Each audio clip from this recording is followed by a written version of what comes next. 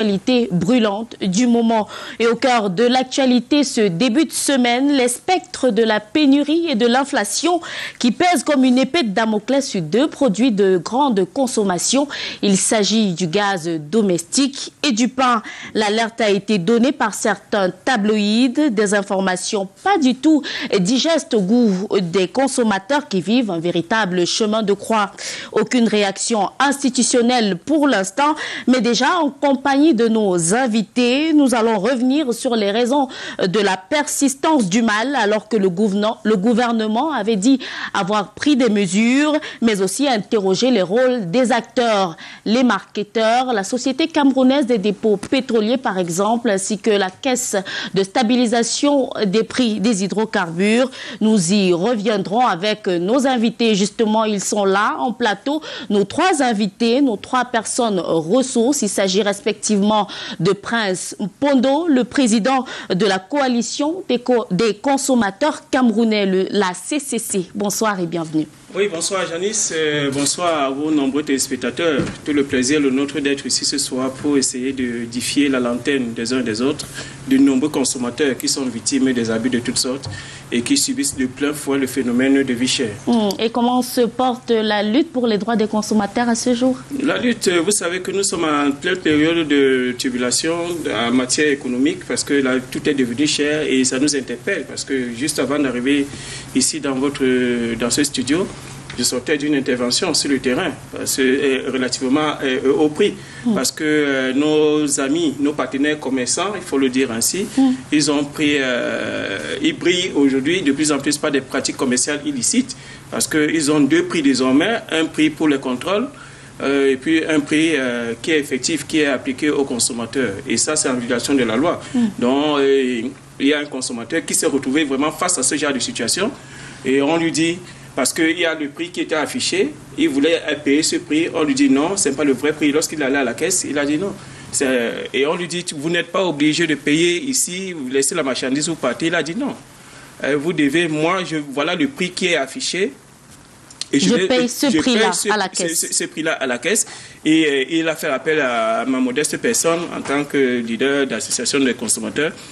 Je suis intervenu pour essayer de faire entendre raison à ce monsieur, au tenancier de cette alimentation, parce qu'il faut le dire, il y a aussi l'ignorance et parfois aussi la bonne foi, ça il faut le dire, parce que il y a un jeu de cache-cache qui se joue désormais et il faudra que les consommateurs évitent d'être complices de cela, de ce qui se passe sur le terrain. La loi commerciale qui régit l'activité commerciale au Cameroun, celle de 2015, est claire là-dessus. Le consommateur ne doit payer que le prix qui est affiché. Et ce prix qui est affiché, il englobe ces prix TTC. Il n'est pas question qu'on vous dise que non, le prix qui est affiché là, c'est le prix hors taxe. Donc maintenant, quand vous allez à la caisse, on vous applique un autre prix, soit disant qu'il y a eu des taxes et autres. Non, le prix affiché, déjà, l'affichage du prix est une obligation légale. C'est compris. Voilà, et le prix affiché, c'est celui-là que le consommateur doit payer. C'est compris. Nous y reviendrons certainement. Le temps pour vous de reprendre vos esprits. Nous présentons le deuxième panéliste qui n'est personne d'autre que Ferdinand Koungou. Il est membre du pool des communicants du Rassemblement démocratique pour le peuple camerounais, le RDPC. Bonjour Ferdinand, bienvenue. Bonsoir Janice, bonsoir à tous vos téléspectateurs et bonsoir à tous mes copanélistes. Nous espérons avec vous avoir les éléments de langage institutionnel de vos camarades. En tout cas, et en dernier ressort, on reçoit Jenner Onana, c'est le chef du service économie au quotidien Mutation, le quotidien qui a d'ailleurs lancé l'alerte en ce qui concerne les retards de livraison du gaz domestique et de cette hausse du prix du pain qui mijote. Bonsoir Jenner et bienvenue sur ce plateau. Bonsoir Janice, bonsoir mes copanélistes et bonsoir vos millions de téléspectateurs. Sans transition, nous commençons avec vous, Jenner. C'est votre tabloïd qui a lancé l'alerte hier, mardi 23 août. Que se passe-t-il avec le pain et le gaz? État des lieux. Alors, que se passe-t-il? Je suis un modeste journaliste et je vais tout simplement donner des faits. Il s'avère que depuis un certain temps, le gaz domestique est rare sur le marché. Et nous avons fait le tour de Yaoundé pour mener une enquête dans les stations-service et les dépôts. on a constaté que ce produit devient de plus en plus rare. Et ce n'est pas la première fois que cela arrive. Vous êtes sans doute vous le savez certainement. Depuis le mois d'avril, les produits pétroliers sont en train de chanceler sur le marché. Il est difficile, n'est-ce pas, d'avoir des produits pétroliers en général. Et alors, pour le cas du gaz qui revient sur la table, on a constaté en fin de semaine dernière que certains produits, je ne ferai pas la publicité, des marques, ouais. Alors, certaines marques ne sont vraiment pas disponibles à Yaoundé et à Douala, bien sûr. Et nous sommes allés auprès du ministère des tutelles pour savoir pourquoi ces produits-là étaient rares sur le marché, puisqu'ils ont dit qu'il ne s'agit pas d'une pénurie. Alors le ministère nous fait savoir qu'il s'agit d'un retard d'approvisionnement, d'un retard de déchargement du conteneur convexe. Ouais, convexe, ils ont donné un nom comme ça. Bon, j'espère que on aura le temps peut-être de savoir davantage. Pour ce qui est du pain, alors le pain, comme vous pouvez le savoir, il ne subit là qu'une conséquence de son produit de base, qui est la farine de blé. La crise des céréales. Alors la crise de céréales, comme vous le dites si bien. Alors, comme le pain est fait à base de la farine de blé, alors la farine de blé est donc sans cesse croissante sur le marché international et les meuniers menacent donc d'augmenter le prix du sac de 50 kilos. Alors, ils veulent passer de 24 000 à 28 000 francs, étant donné qu'ils disent que depuis un certain moment, avec la guerre en Ukraine et bien sûr les frais de transport, alors ils sont obligés, n'est-ce pas, d'augmenter le prix du pain pour essayer de supporter ce surpoids-là. Alors voilà donc pourquoi nous avons donné l'alerte pour dire que ça va mal au Cameroun. Et ce ne sont pas que ces deux produits-là qui connaissent des surplus sur le marché. La surchauffe des prix touche presque tous les secteurs. Et justement, pour aborder dans votre sens, Canal 2 est également descendu sur le terrain. Nous allons suivre à présent un élément de nos reporters Muriel, Ami Nonga et Michel Foucault qui sont allés au plus près des populations pour se rendre compte de cette on ne va pas parler de pénurie, mais en tout cas de cette difficulté à rentrer en possession des hydrocarbures. C'est un élément signé Muriel Ami Nonga, les Yaoundéens qui broient du noir face au manque de gaz domestique dans les stations. Reportage.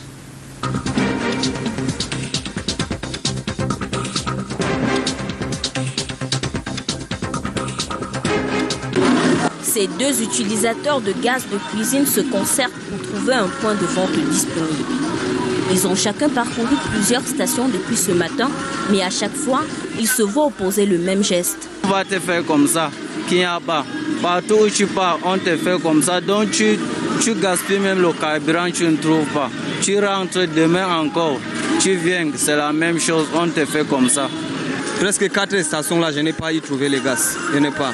La bouteille la plus courante dans les ménages, c'est celle-ci, 12,5 kg, quasiment introuvable depuis ce week-end. Au-delà de la rareté, son prix a été revu à la hausse, une majoration de 500 francs. Comme ça là, il y a c'était ça tout à l'heure là, 7 000. J'ai déposé ça ici, 7 000. 7 000. Oui. Pourtant pointé du doigt par une frange de la clientèle, les revendeurs sont tout aussi inquiets. Je vais expliquer quoi, je ne sais pas ce qui se passe. Votre grossiste ne vous donne pas d'explication? Ils n'ont pas, même nos grossistes n'ont pas le gaz.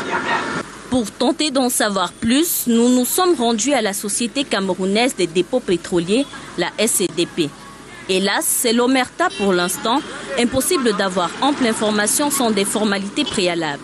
Dans les ménages toujours en manque, l'heure est aux solutions de secours, le temps que tout revienne à la normale.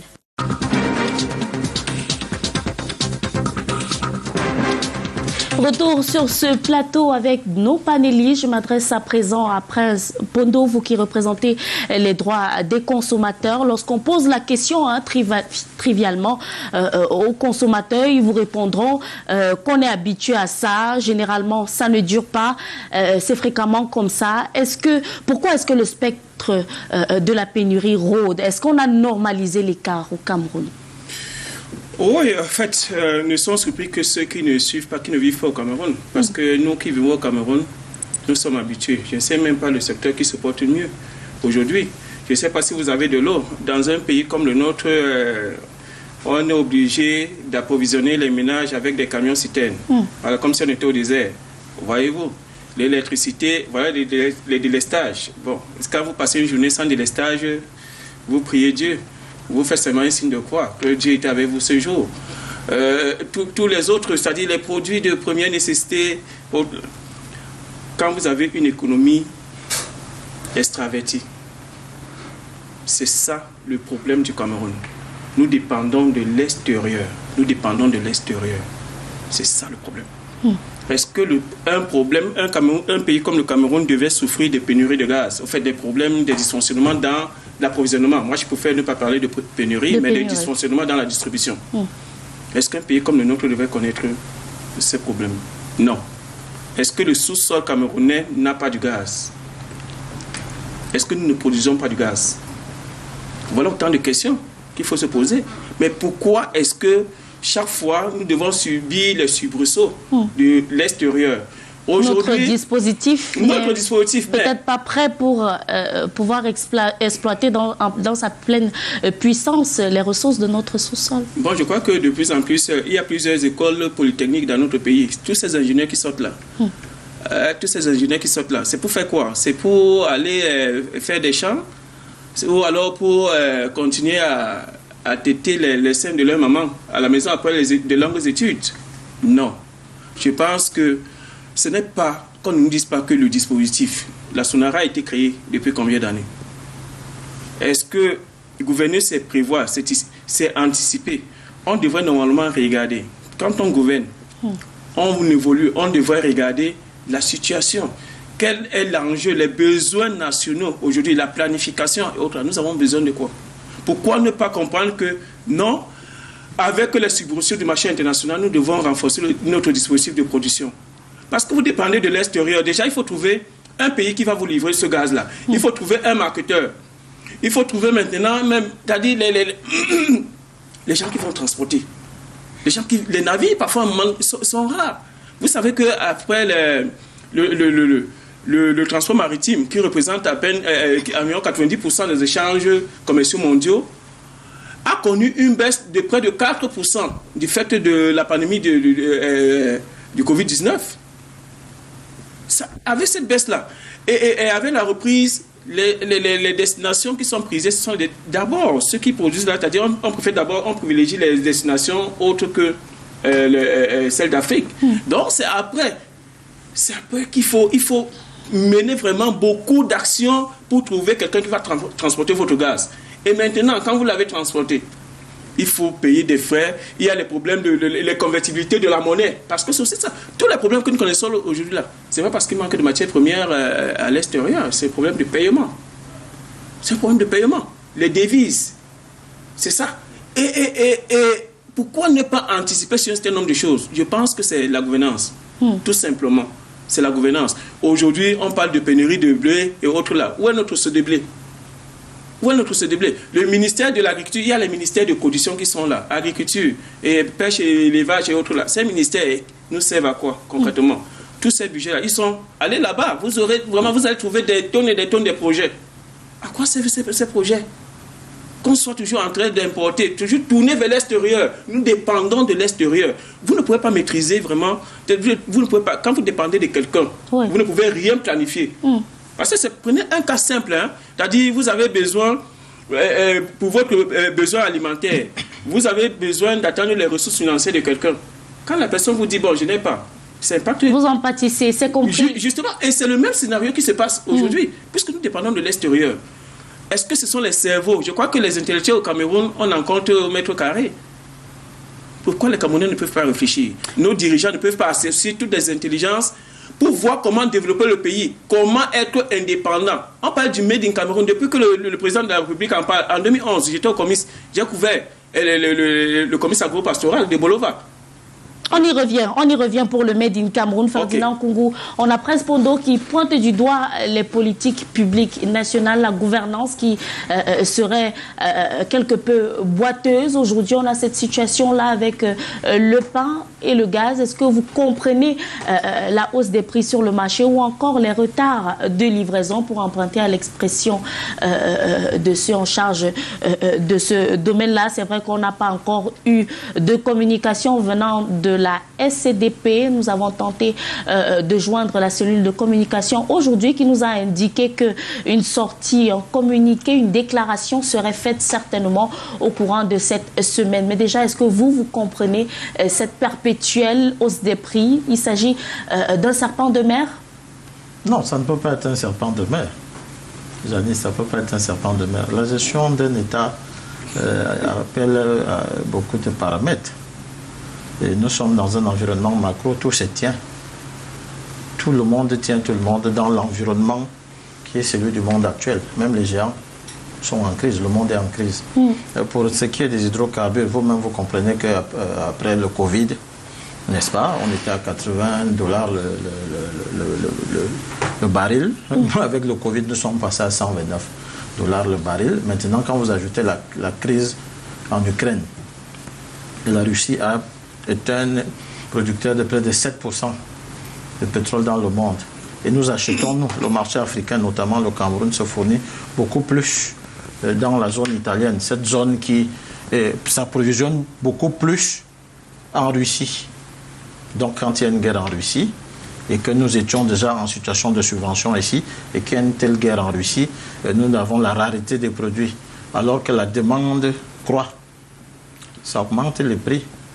Surtout que l'embargo a fait tel que les banques même qui devaient donner les lettres de crédit, qui étaient en majorité des banques de l'espace Schengen, parce que nous sommes plus orientés Schengen, ont obéi à ces embargos, ont commencé à refuser de valider les lettres de crédit pour certains marketeurs, pour les traders. Donc on se retrouve donc avec cette augmentation qui vient s'ajouter à l'augmentation. C'est un peu ça la rareté des produits. Je suis totalement d'accord qu'il faut qu'on réfléchisse aux politiques qui pourraient nous amener à pouvoir raffiner et à consommer sur place. Mais là, vous entrez en plein sur un terrain qui est hyper glissant parce que la guerre d'intérêts et les collusions sont telles que... C'est-à-dire?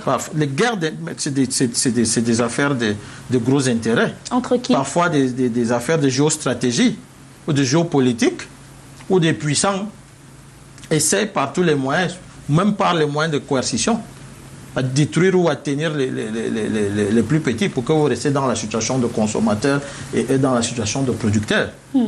C'est les réalités qui s'imposent à nous. C'est-à-dire que maintenant, ce qu'il faut faire, c'est comment est-ce qu'on arrive à ça en évitant toutes ces écueils. Mais justement, ça nous pousse à interroger quelle est la pertinence de la politique de la subvention en ce qui concerne tous les produits de grande consommation. L'État pourrait, par exemple, l'État, il y a quelque temps, dévoilait les chiffres de 317 milliards de francs CFA de subventions entre janvier et juin pour la subvention du pétrole. Est-ce que ce n'est pas dichotomique de vouloir influencer les prix par la subvention? Est-ce qu'il ne faut pas plutôt agir sur le pouvoir d'achat? Non, on utilise les deux. Parce que c'est la gestion opérationnelle de l'État. C'est-à-dire qu'en urgence, il faut satisfaire les populations, essayer de maintenir les prix au niveau abordable pour leur porte-monnaie, tout en réfléchissant aux mesures à prendre pour augmenter la production et la consommation locale. Donc la subvention, parce que l'État peut avoir trois visages. L'État peut se comporter comme un parent. C'est-à-dire que l'État peut se comporter comme un parent, l'État peut se comporter comme un manager, comme une entreprise. Et l'État, à un moment, peut prendre le visage de l'humanitaire, du caritatif, c'est-à-dire que, parce que c'est ça aussi l'État. Donc, à un moment, l'État est obligé, le décideur est obligé d'associer les trois visages. Vous avez donc les subventions, parce qu'elles nous permettent de maintenir le prix du carburant à 680 francs, notamment le super, parce que l'État vient supporter 780 francs sur ce prix. On a l'obligation, parce que si on s'en tenait aux exigences du FMI, nous serions passés peut-être à 1300 ou à 1200 francs le litre. Mais l'État, sur le plan local, s'est dit, ici, pour mes populations, je vais subventionner pour maintenir le prix à ces niveaux, parce qu'il est question de leur apporter un certain bien-être. Maintenant, comme je disais tantôt, les intérêts. Parce que si vous observez les projections de l'État, la Sonara, avant son incendie, était même déjà en mode rénovation. Pour qu'on aille au raffinage et directement à la pompe, sans plus cantonner pour que ça aille en Europe aller être conditionné et revenir ici avec toutes les influences que ça subit, les taxes et tout, pour qu'on soit obligé de subventionner, mais vous voyez que cet incendie, comme par extraordinaire ou comme par hasard, je ne pense pas que ce soit un hasard, soit arrivé. N'est-ce pas? Est-ce qu'il n'y avait pas une main quelque part? Je ne veux pas rentrer dans ce débat. Et maintenant, vous avez un autre projet d'une raffinerie à Kribi, qui sera celle-là, sauf changement de dernière minute, parce que les guerres d'intérêt, comme je disais... Qui sera un peu plus up-to-date. Voilà, qui sera construite par la Russie. Donc l'État est obligé de manager les deux. Mais en urgence, il faut mettre les populations à un niveau minimum pour qu'ils aient une certaine aisance.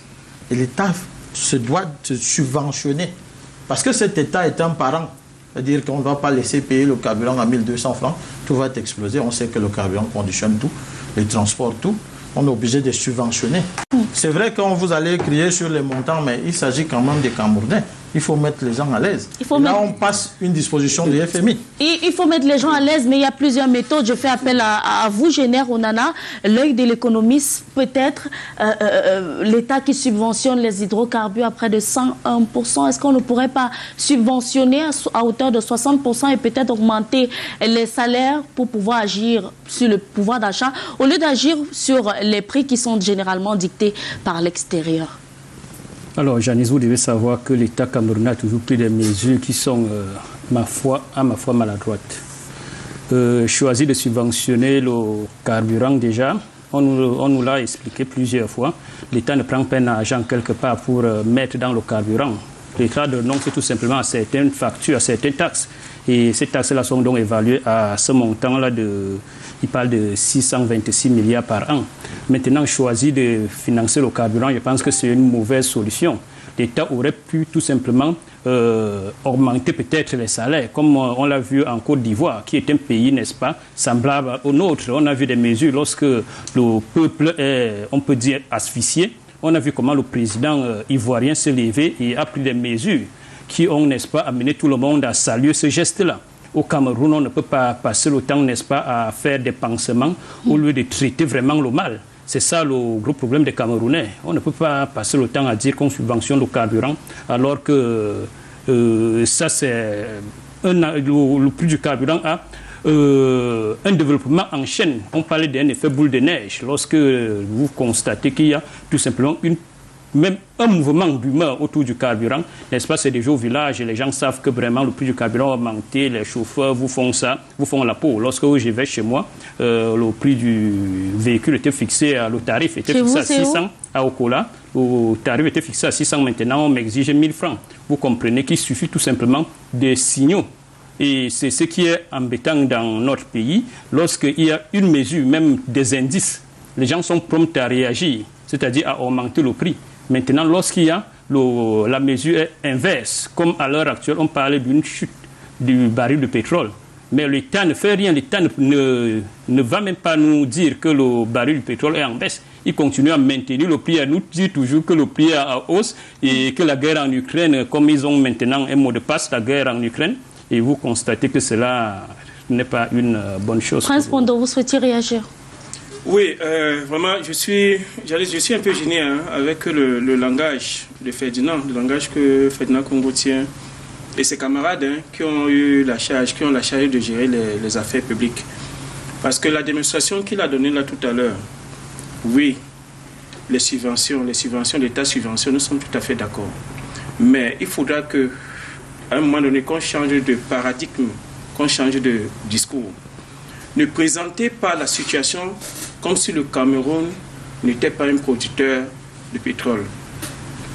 Parce que tel que vous présentez la situation, vous aimez toujours dire « Oh, vraiment, le pétrole coûte cher au niveau international, les prix ont augmenté, ainsi de suite. » Mais au moment où ils sont en train d'augmenter au niveau international, vous qui êtes producteur, n'est-ce pas, vous vendez aussi. Si le prix du baril est passé par exemple de 100 francs à 150 francs au niveau international, enfin 100 à 100 $, prenons cet exemple-là. Mais vous vendez aussi à ce prix-là. Est-ce que le Cameroun ne vend pas le pétrole? Est-ce que nous ne vendons pas le pétrole? Mais il faudra donc à un moment donné, par souci de transparence, puisque nous sommes dans la transparence, il faudra à un moment donné qu'on dise clairement aux Camerounais que bon, voici, notre production locale ne nous permet pas, est peut-être inférieure à notre consommation, à la consommation nationale. Parce que c'est quoi le problème du Cameroun, il me semble, du côté de la Sonara, c'est qu'on ne peut pas utiliser ce qui est produit de ce côté-là. On est obligé de le faire raffiner à l'extérieur avant de... Madame, écoutez ce que je suis en train de dire. Je vous écoute. Nous savons très bien que notre raffinerie, ce qui tient lieu de raffinerie, raffine tout sauf le pétrole produit chez nous, dans notre sous-sol. Mais maintenant, ce pétrole, qu'est-ce qu'on en fait? Est-ce qu'il reste là au sous-sol? Nous le vendons. Nous le vendons. Mais nous le vendons à combien? On aime nous présenter les chiffres. Nous avons subventionné à hauteur de temps. Oui, on a acheté à des prix, mais on a aussi vendu à combien? Parce que ça permet aux Camerounais d'apprécier véritablement les efforts consentis par les pouvoirs publics. Parce que c'est bien beau de dire on a subventionné à hauteur de 317 milliards de francs CFA. Oui. On a subventionné. Il faut faire le ratio. On a vendu notre production locale est peut-être de 1000 barils.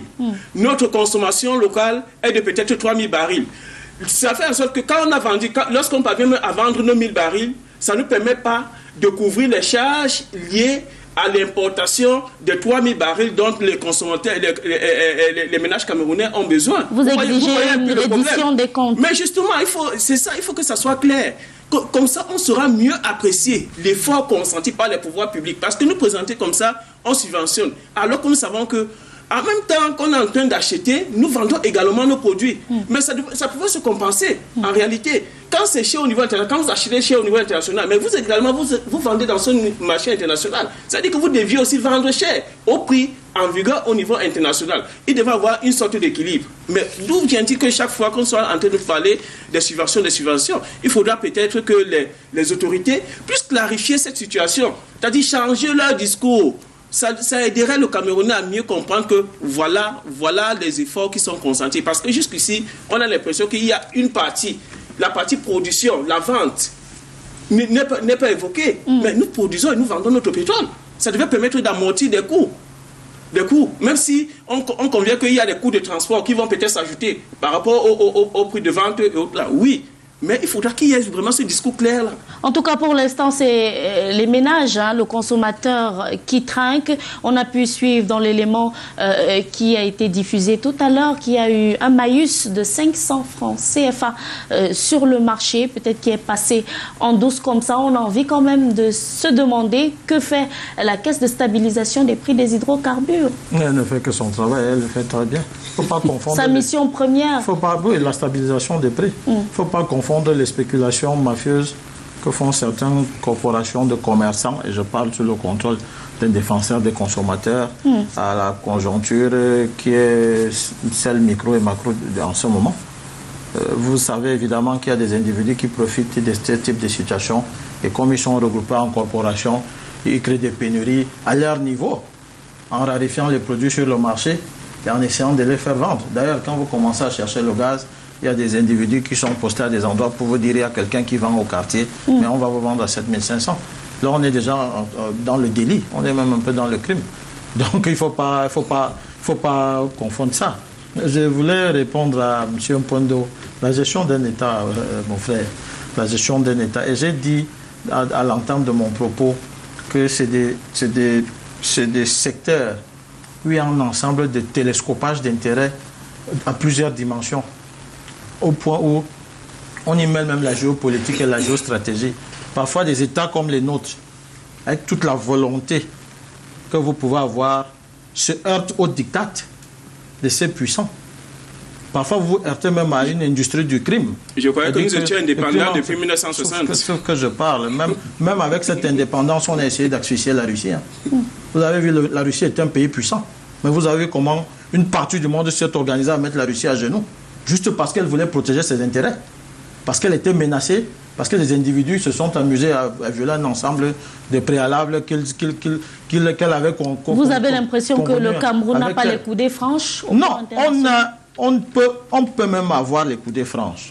Maintenant, quand on commence l'implémentation, parce que comme c'est des guerres d'intérêts, et des individus qui sont en face ont plus de moyens, et quand je parle d'individus, je parle de personnes morales, pour vous empêcher ou pour vous bloquer, ou pour vous donner des retards par rapport à un projet, à une idée.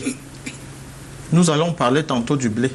Mais vous ne savez pas que le blé fait partie des 4 éléments qui sont discutés dans le G8, dans le monde. Le blé, la farine de blé. C'est-à-dire que celui qui contrôle le marché du blé tient un pan du pouvoir, tient un contrôle sur le monde.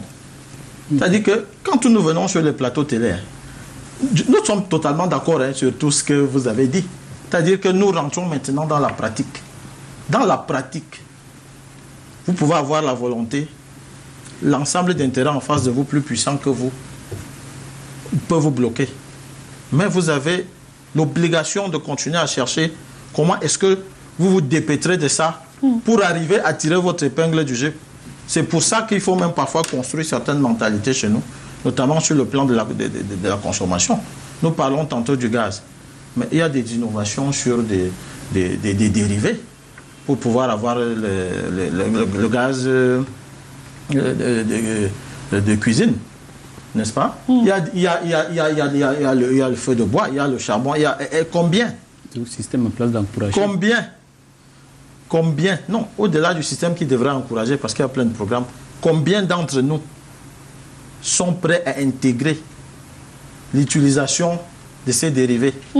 Parce que vous suggérez le retour parallèle, vrai que les en amont déjà, et ce n'est pas de notre faute, en amont déjà, il a été construit des habitudes que nous avons intégrées, que nous reproduisons à travers nos enfants. Donc, les solutions sont à tous les niveaux. L'État, évidemment, a l'obligation de penser et de structurer des politiques pour passer à travers les mailles du filet de ce genre de tous ces intérêts pour protéger les intérêts de ces populations. Mais l'État aura aussi besoin que nous-mêmes, dans les habitudes de consommation, dans les attitudes, nous changeons, n'est-ce pas, de façon d'agir. Mais là encore, l'extérieur, entre guillemets, pour abonder dans son sens, a déjà le dernier outil, le matraquage média. C'est-à-dire qu'on essaie de recréer notre éducation au sein des populations à travers des modèles qu'on vous impose, à travers la consommation tout azimut des médias. C'est pour ça qu'on les a libéralisés. Donc, je n'ai pas dit que j'étais en train d'en... Non. Parce que si vous prenez... Allez par exemple à la SCDP, ils vont vous donner un ensemble d'explications beaucoup plus techniques, parce que là, moi, je parle en nom politique, qui vont peut-être même vous faire froid ou à la SNH ou à la CSPH, n'est-ce pas? Mais vous allez voir qu'il y a une volonté de casser la graine pour passer. Mais en face, celui qui se bat pour protéger ses intérêts a d'autres leviers. Est-ce que vous savez que la subvention aujourd'hui ne plaît pas au FMI? Mais nous l'avons et nous l'imposons parce qu'on veut satisfaire les populations. Mais allez voir les groupes d'intérêt qui sont derrière le FMI qui gagneraient beaucoup d'argent si on arrête la subvention. Donc c'est encore des guerres d'intérêt. Nous sommes dans le bon rôle. Hein. Certains sont vraiment dans le bon rôle. C'est-à-dire que c'est normal. Qu'est-ce qu'il faut faire pour notre pays? Mais je vous dis la pratique. La pratique fait que vous êtes obligé de différer un projet, vous êtes obligé de trouver un autre moyen. Entre-temps, on vous crie dessus, mais vous avez l'obligation de subir et de chercher les solutions. Mais vous avez l'obligation de subir et de chercher les solutions. C'est en tout cas ce que l'État du Cameroun fait avec la nouvelle dynamique impulsée par la SND 30. Le retour au Made in Cameroun semble inévitable. C'est en tout cas ce que préconise le gouvernement camerounais. Et dans ce sillage-là, la réflexion est menée depuis hier, ici même à Yaoundé, par les producteurs de farine locale pour pouvoir trouver la solution idoine au problème de pain au Cameroun. Si la réalisation le permet, nous allons prendre cet autre élément signé Karel Mezatia.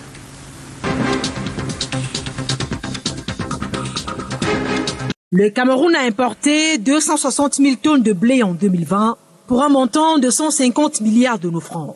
Quantité en hausse de 30 000 tonnes par rapport à l'année 2019. La production camerounaise, quasi nulle, entraîne une dépendance sans cesse croissante aux importations, lesquelles exposent le pays au choc exogène des crises comme la Covid-19 et plus récemment, le conflit militaire qui oppose la Russie et l'Ukraine. Dans cet environnement, La promotion du Made in Cameroun semble être la solution.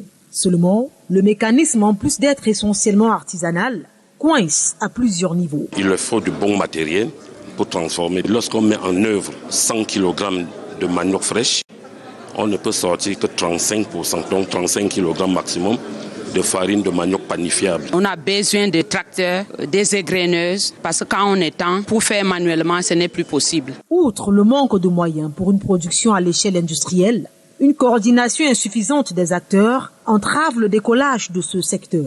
C'est pour inverser la tendance que les producteurs de farine locale se constituent depuis ce matin. Ce jusqu'à demain mercredi en plateforme, le plat de résistance de l'Assemblée générale, ouverte ce 23 août à Yaoundé par le ministre en charge de l'économie. Évocation de ce qui pourrait changer avec cette plateforme. Ça va accroître la productivité dans notre système culturel, ça va diminuer le chômage. Le gouvernement soutient l'initiative. Elle s'inscrit en droite ligne des objectifs de développement contenus dans la SND 30 avec un pilier essentiel, la transformation structurelle de l'économie. Il est important d'aller vers des mécanismes qui vont améliorer la production, la transformation, la consommation avec des changements de comportement. Résultat attendu, une réduction du déficit de la balance commerciale du Cameroun qui devrait passer de 9% en 2018 à 31% du PIB en 2030.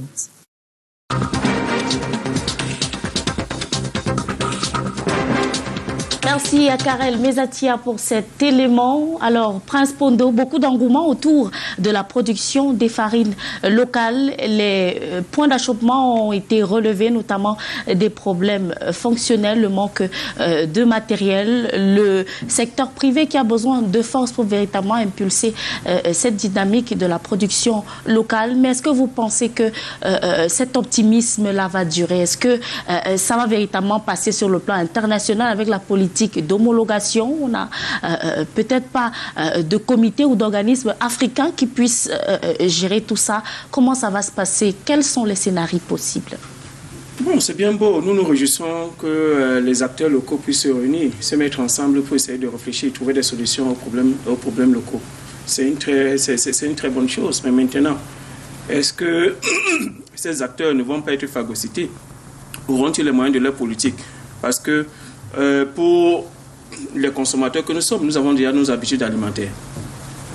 Et M. Congo parlait tout à l'heure du matraquage, c'est-à-dire on a essayé de façonner le cerveau de certaines personnes à travers les médias internationaux pour dire, bon, vraiment, tout ce qui sort de l'autre côté, c'est ce qui est bon. Chez nous, là, lorsqu'on produit et on achète un produit local, ce n'est forcément pas de qualité. Or, ce qui est faux. Il faudra donc, premièrement, relever le défi technologique qu'on ait de matériel. Et de deux, il nous faudra de la matière première. Vous savez, parce que c'est ça le problème. Les bassins de production sont enclavés. Il y a un ministère en charge du développement rural. Mais on ne sait pas ce qui se fait véritablement en matière de développement rural. Mais regardez les pistes rurales qui permettent d'évacuer les produits des zones rurales vers les centres de production ou des grands centres de consommation. Ces pistes sont abandonnées. Il n'y a pas d'entretien. Du coup, ça renchérit le coût. Et même beaucoup de producteurs, de paysans n'arrivent pas à évacuer leurs produits vers les grandes métropoles. Et aujourd'hui, il faut développer, c'est-à-dire, il faut la technologie, nous l'avons dit, il faut vraiment des semences améliorées, parce que des nouvelles variantes de semences, de plants qui sont améliorées. C'est pour ça que l'IRAD, tout à fait. L'IRAD aujourd'hui peut jouer un rôle pour permettre vraiment d'accroître la production. Parce que le tout n'est pas d'avoir la volonté de produire, il va falloir tenir. Donc on a besoin de cette matière première-là pour pouvoir tenir. Il ne faudra pas qu'on retombe. Quand j'insiste sur la matière première, vous voyez l'usine de transformation de manioc de Ngolo-Mekong, c'est Ngolo-Mekong, autre là. Allez voir ce qu'elle est devenue aujourd'hui. Parce qu'il manque de matière première, il n'y a pas de manioc. Donc il faut résoudre ce problème. L'autre problème majeur qu'il va falloir résoudre, c'est le problème des habitudes de consommation. Parce qu'il faut le dire, chacun de nous depuis le bas âge, nous avons été habitués, que ce soit aux beignets, bref, aux aliments faits à base de la farine de blé, beaucoup plus. Donc, du coup, nos palais sont habitués à ces produits. Il faudra qu'il y ait une éducation à la consommation, une nouvelle éducation à la consommation pour changer les habitudes de consommation. Parce qu'il y a les habitudes de consommation et sur lesquelles il faut agir. Alors, et que les produits qui se produisent, il y a un défi de la qualité surtout. Les produits de la qualité, parce il faudra que le consommateur a besoin vraiment des produits de qualité et à moindre coût. Parce que l'un des problèmes majeurs que nous rencontrons dans notre pays, c'est aussi ça. Vous avez, les qualités, le problème de qualité. Vous avez une industrie locale de production des boissons alcooliques, des bières. Voilà, vous savez qu'à un moment donné, le produit il est là. Ce qu'on reprochait à ce produit, c'était quoi? Il y avait un problème de saveur et autres. Il y avait toujours un goût, un arrière-goût qui restait. C'est-à-dire les éléments organoleptiques doivent être au rendez-vous pour permettre aux consommateurs de mieux apprécier le produit. C'est pour cela que je dis, voilà quelques défis majeurs. Il faudra donc maintenant que le Made in Cameroun ne soit pas seulement un vain mot, parce que c'est depuis que le président de la République ne cesse de le marteler. Mais ceux à qui il a confié la responsabilité de gérer ces pans, mais ils ne suivent pas. Vous avez l'impression qu'ils ne suivent pas? Oui, ils ne suivent pas. C'est depuis, je vous parlais de... Nous étions au comice de Bolova en 2011. Nous avons suivi le discours du président de la République. J'y étais en tant que reporter, journaliste reporter. Donc je sais très bien de quoi est-ce que je parle. Plusieurs fois, dans les discours de fin d'année, le 31 décembre, le chef d'État est toujours revenu sur la question du Made in Cameroun. La consommation c'est-à-dire locale. La consommation, qu'on produit ce que nous consommons et que nous consommons ce que nous produisons. Mais est-ce que vous avez l'impression que ça suit de l'autre côté? Tous les jours, lors des ateliers et tout le reste, toutes autres rencontres, comme on nous dit, ok, le Made in Cameroun, le Made in Cameroun. Non, ce n'est pas un slogan. C'est pas un slogan. Il faut donner du contenu au Made in Cameroun. C'est une réalité. Et que ça soit vraiment une réalité qu'on puisse toucher du doigt. Et que les Camerounais, nous les consommateurs, nous puissions accompagner. Ce sont de penser que tout ce qui sort de l'autre côté est bon. Non. Nous avons des produits de qualité que nous pouvons consommer ici chez nous et à moindre coût. Donc faisons confiance à nos producteurs et surtout que le gouvernement accompagne aussi. Parce qu'il y a un travail d'encadrement, de mise à niveau de ces producteurs.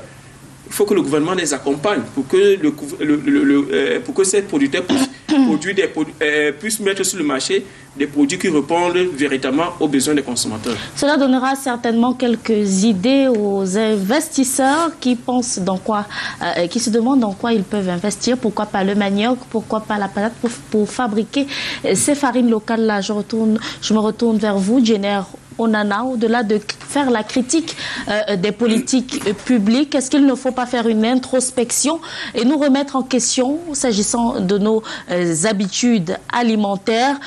Le pain, c'est récent, il y a une génération qui n'a pas connu ça et qui se porte pourtant bien. Est-ce qu'on est obligé de manger le pain le matin?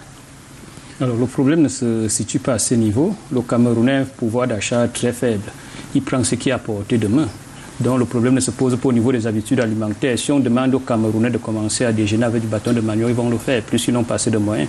Le problème se pose au niveau de l'État central. Donc on devrait faire deux choses, à mon avis. D'abord, libéraliser certains secteurs et décentraliser. Vous avez vu aujourd'hui, on parlait de la farine made in Cameroun. Vous avez vu qu'elle a peur du secteur local, c'est-à-dire les collectivités territoriales décentralisées ou alors le ministre en charge de ces structures-là. Vous avez vu, on a réuni l'État central et on a coopté quelques GIC ou alors quelques associations. Ils sont réunis. Il faut aller vers les acteurs de la décentralisation, c'est-à-dire vers les maires qui connaissent mieux les besoins de leur population. Et ce sont ces gens-là qui peuvent mieux implémenter, n'est-ce pas, la politique du Made in Cameroun. Ce sont ces gens-là qui ont, n'est-ce pas, des comités à leur portée, des comités de développement, qui donnent leurs desiderata et qui savent, n'est-ce pas, ce dont les Camerounais ont besoin au niveau des pays producteurs. Pourquoi on ne devrait pas libéraliser aussi le secteur? Peut-être qu'ils vont vous dire que les produits seront manipulés par des mains inexpertes. Mais l'État est là pour encadrer. On peut, n'est-ce pas, décider de faire des mini-raffineries n'est-ce pas, dans certaines collectivités territoriales décentralisées, pour essayer de produire, n'est-ce pas, entre autres pétrole. On ne doit pas toujours attendre la Sonara, tout de l'État central. C'est ça le gros problème du Cameroun. Donc, si le Camerounais a quelque chose à porter de main, il va consommer. Je pense. Donc, il n'y a pas une dictature coloniale ou alors, comme les pouvoirs publics aiment le dire, que les Camerounais ont des habitudes. Ce n'est plus une question d'habitude. Le Camerounais a un pouvoir d'achat très faible. Ça veut dire prendre ce qui est à portée de main. C'est votre avis aussi, Ferdinand Koungou? Le Camerounais prend ce qui est à portée de main? Non, je pense pas. Sinon, tout le monde dégénérera au bâton de la main. Tout le monde veut manger du pain. Où est ce bâton? Tout le monde veut manger du pain. Il y a suffisamment de bâtons de manioc. Moi, j'habite pas loin de Gombe. Mais nous voulons tous manger du pain. Et ce n'est pas de notre faute. Bon, je voudrais dire pour ce qui est d'encourager la production locale. Quand vous prenez le ministère des petites et moyennes entreprises, le ministère de l'Agriculture, vous prenez le ministère de la Recherche et de l'Innovation, vous allez voir qu'il y a beaucoup de projets, il y a beaucoup de programmes pour encourager justement les initiatives à booster la production locale. Mais on se heurte parfois à l'étude du marché. Et ça revient à nos habitudes qu'il faut changer. C'est-à-dire que, parce que ça reste des affaires, ça va être des hommes d'affaires, n'est-ce pas? Ça veut dire qu'on va travailler pour encourager la consommation locale, mais il faudra que le marché soit demandeur, n'est-ce pas? Donc il faut des garanties. Il faut un ensemble de garanties. Sinon, on risque de se retrouver dans une situation où il y a la production et il n'y a pas la consommation. Mais le Cameroun s'achemine aussi petitement vers les CAF, la zone de libre-échange. Donc il y a un marché qui sera suffisamment demandeur si les produits sont de bonne qualité. Non, le changement de paradigme sur le plan des habitudes de vie, s'il faut parler trivialement, sera le premier pan sur lequel il faudra travailler. Parce qu'il faudra que les gens aient l'habitude de consommer ce qui est produit localement. Je vous ai dit, la structuration en ce moment de l'État est telle qu'il y a des organismes et des organes et des structures pour encourager cela. Il faut accompagner ceux qui vont s'y engager. Maintenant, il faut qu'il y ait la demande pour qu'ils amortissent le coût de leurs investissements et que le marché soit satisfait.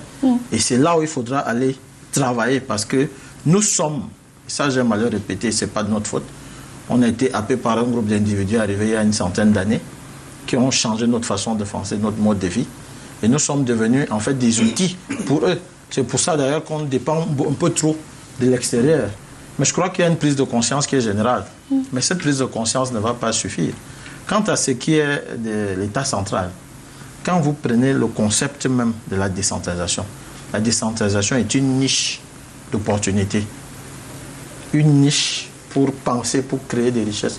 D'ailleurs, le mouvement, les communes ont entamé ce qu'ils appellent aujourd'hui le concept de commune de production. Voilà, ça veut dire que l'État va penser les politiques. L'État va mettre sur pied des cadres. Ce sera aux collectivités territoriales décentralisées de s'y engouffrer, d'encourager même l'investissement, les initiatives locales en production pour satisfaire d'abord le marché local et peut-être satisfaire le marché régional et satisfaire le marché national. C'est-à-dire que maintenant, les mairies doivent être les microstructures qui doivent venir s'arrimer à toutes les politiques pensées par l'État. Ça veut dire que je vais prendre un exemple très simple. Je suis maire de chez moi. Ma mairie, c'est dans le Yon-Esso, arrondissement de Djang. Parce que moi, je suis un Bilambani. Vous me donnez la mairie, qu'est-ce que je fais? Comment est-ce que je peux produire du manioc ici? Comment je peux faire du maïs? Comment je peux faire de la volaille? Quels sont les produits liés à la production de la volaille? Il faut peut-être faire du maïs, faire de la provende. Qui est-ce qui a le background conséquent dans mon arrondissement? Je sélectionne les ressources humaines. Je peux même financer la formation, n'est-ce pas? Aller moi-même en accompagnant leurs initiatives, venir chercher des financements et des appuis et installer ces unités, trouver des marchés pour vendre. Le défi dont actuel, c'est quelle maire est dans cet état d'esprit? Donc ça veut dire que ça rentre toujours dans le changement de paradigme, dans les habitudes de vie et le comportement. C'est-à-dire qu'on a beau faire tout ça, mais il faudra que les habitudes accompagnent pour que tout soit intégré. Sinon, on doit faire du pain avec le manioc, on va le mettre à la boulangerie. Mpondé et moi, on voudra manger le pain de Moulin de France en publicité, qui est fait avec du bon blé de France, en se vantant auprès des filles, entre guillemets, nous sommes déjà tous mariés, parce que nous sommes des citoyens nous sommes introduits dans le monde. Or, qu'est-ce que les Chinois? Il fallait voir la révolution de la Chine. C'était ça. C'est pour ça qu'il faut travailler maintenant d'autres habitudes. Je vous dis, tout tourne autour de là. Mettez 100 milliards à encourager la production locale, mettez tous les accompagnements. Si ceux qui s'y engouffrent, ils viennent une fois, ils produisent. Quand ils questionnent le marché, ils n'ont pas le retour sur l'investissement, ils repartent très vite acheter ce qui se vend et deviennent des bayam salam.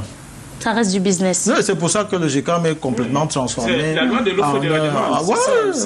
Correspondant, peut-être par vous, on va avoir les conseils pratiques. Vous qui défendez les consommateurs, comment vivre, pas survivre en cette période de hausse généralisée des prix sur le marché? Bon, vraiment de manière pratique.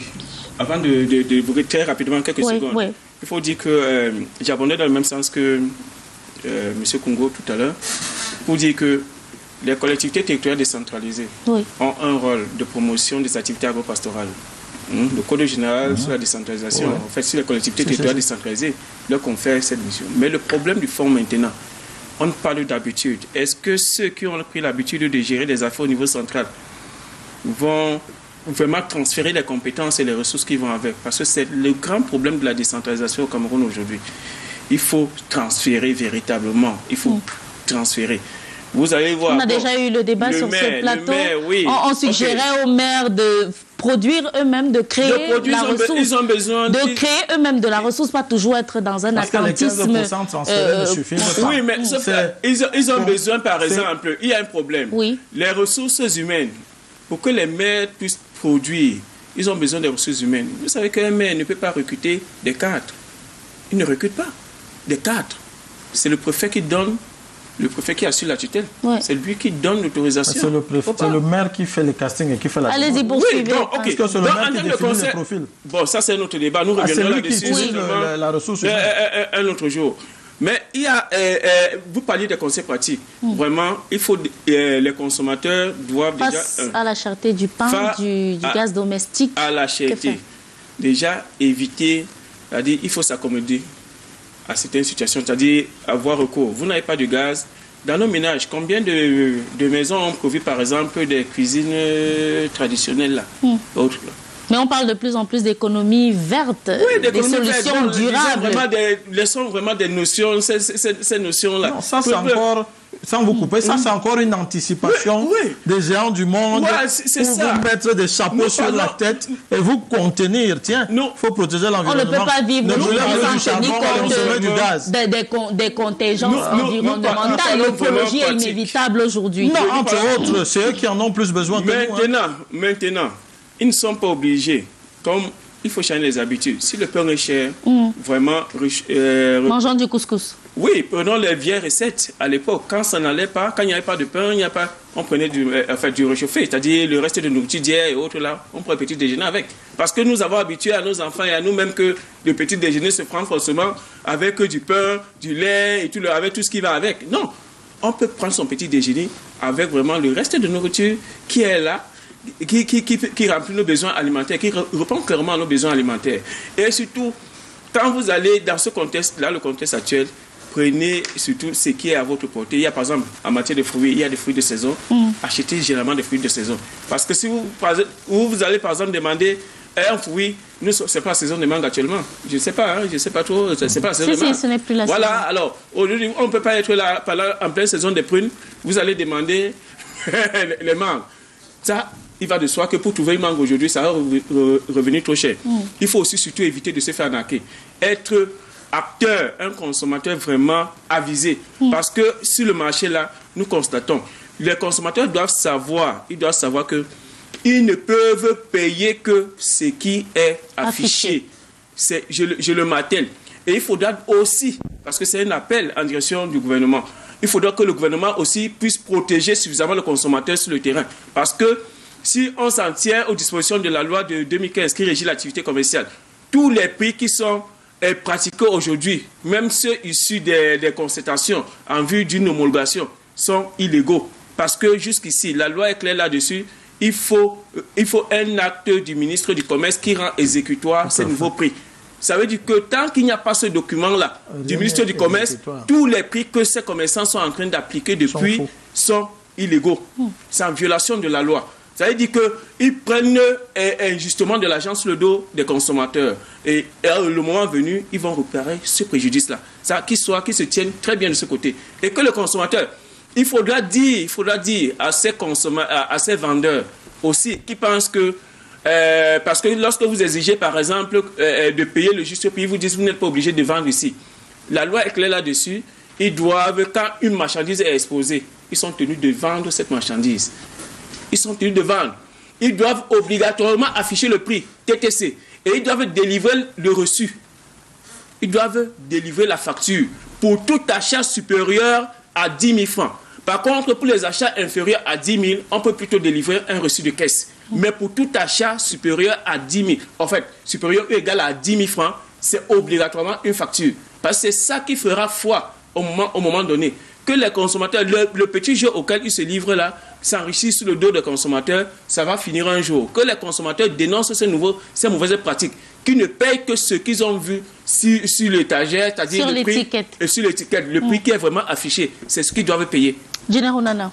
Oui, justement, je voulais dire que je voulais vous poser la question, heureusement, et malheureusement, c'est vous qui posez la question. Est-ce que vous savez pourquoi les projets du Cameroun ne fonctionnent pas? Vous allez nous le dire. Parce qu'ils sont impulsés par l'eau. Voilà un projet, par exemple, de farine locale qu'on est en train d'impulser.